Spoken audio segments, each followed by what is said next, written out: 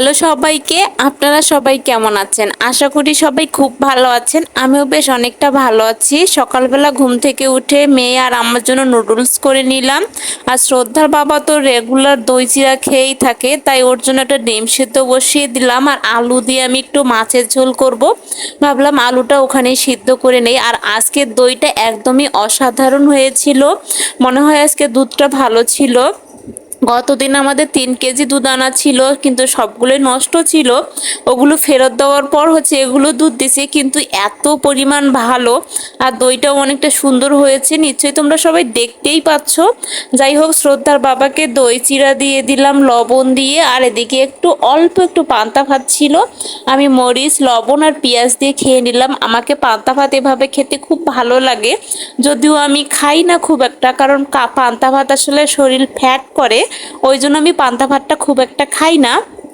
তারপরে এই যে মাছ ভাজি করব, দুপুরবেলা রুই মাছ রান্না করব আলু দিয়ে। আর এদিকে কচুরলতি নিয়ে আসছিল, সে কি পরিমাণ কাটতে যে কি পরিমাণ কষ্ট হয়েছে সেটা শুধুমাত্র আমি জানি। আর মেয়েকে নিয়ে কচুরলতি কাটতে আসলে অনেকটাই কষ্ট হয়েছে আমার, যদিও সবটুকু কাটতে পারি নাই। কিছুটা কচুরলতি কেটে নিয়েছি আর কিছুটা রেখেই দিলাম, কারণ কচুরলতি পরিষ্কার করতে আসলে অনেকটা সময় লাগে। আর আলুর ঝোলটা আমি এদিকে ভেজে নিচ্ছিলাম। আর ওইদিকে রসুন আমার একদমই কাটা ছিল না।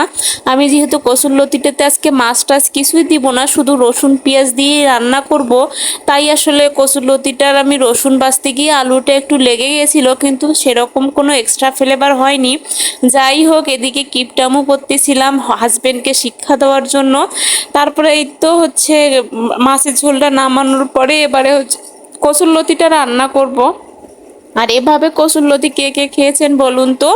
এভাবে কসুরলতি কিন্তু একদমই মন্দ লাগে না, যদিও কসুরলতি মাছ বা চিংড়ি মাছ দিয়ে সবচেয়ে বেশি ভালো লাগে।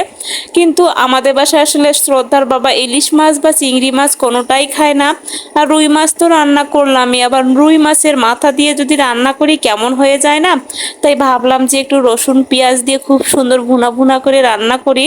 আর কসুরলতি পরিষ্কার করতে যে কি পরিমাণ কষ্ট আপুরা, সেটা আপনাদের বলে বোঝাতে পারবো না। যাই হোক, একটু মশলাটা কষিয়ে নেওয়ার পর কচুরলতিগুলো দিয়ে দিলাম। আর আজকে একটা গল্প শেয়ার না করলেই নয়। আমাদের বাসার পাশেই এক মাসির বাসা আছে, নিজস্ব বাসা। উনি অবশ্য ভেজিটেরিয়ান। আজকে উনি আমাকে কাঁঠালের তরকারি দিয়ে গেছে খাওয়ার জন্য। আর আমি মূলত সেই কাঁঠালের তরকারিটা দিয়েই ভাত খেয়ে নিয়েছিলাম। আজকে এগুলো খাবার কোনোটাই খাইনি। পরে শেষে ওই তরকারিটা খাওয়ার পর খেয়ে দেখলাম আর সমস্ত রান্না অনেক সুন্দর হয়েছিল। এদিকে শ্রদ্ধার বাবার জন্য একটু শুটকু ভুনা করেছিলাম। আর এই আমার মাছের ঝোলের শেষ লুকিং। আর আমার কচুরলতির শেষ লুকিং। তো আজকের ভিডিওটা কেমন লাগলো অবশ্যই কমেন্ট করে জানাবা। আজকের মতো এ পর্যন্তই।